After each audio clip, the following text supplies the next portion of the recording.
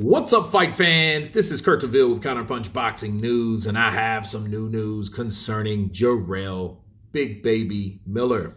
As I promised you guys that I would reveal what his fight purse was versus what he recently got into to decipher was it worth doing what he did, and the answer is hell no, because it reveals that his purse was said to have been around 4.8 million, which is 3.6 million pounds, and even more if he were to win and secure a rematch. But Miller has said he lost out on 24 million pounds.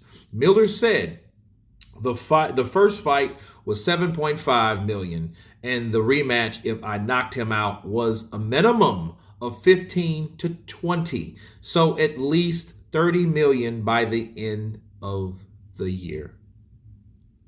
Those are the words and the amount that Jarrell Miller had to gain and what he lost. And let me counterpunch. This man got $5 million to fight Daniel Dubois, and he lost. Now, his trainer said that he trained hard or whatever, but it was the excess weight or whatnot. They should have saw that. Weight doesn't really help you do shit, unless you're a guy that don't really believe in your own punching power. Maybe Miller's one of those guys. But he lost out on 24 million pounds. Okay. And if he would have knocked him out, he would have got 15 to 20. That's crazy. Maybe that's probably what his problem was.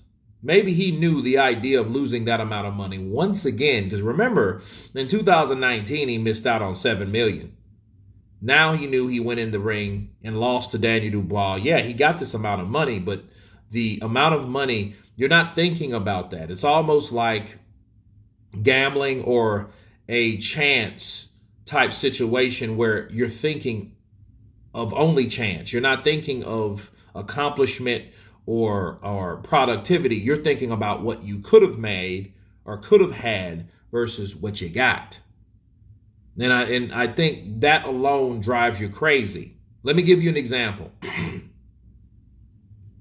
Like Deal or No Deal. A lot of people get the case right beside them if you know about the show, and then they pick what they think they should have made.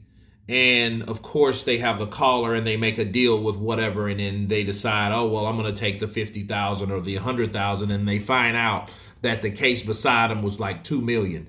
They're going to think about that 2 million versus the money that they settled for. I think this is the same with Jarrell Miller.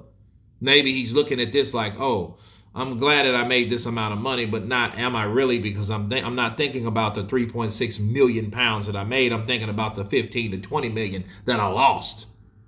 You know what I mean? So that may shed some light on a lot of things for Miller, but there is nothing you can do in jail right now besides sit there and look and think about all the money that you're going to spend to attempt to get out of damn jail or prison or whatever. Incarceration, But it's crazy that, he went up but at least he tried.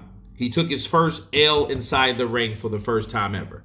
Okay, he was fighting higher opposition on the totem pole with Daniel Dubois.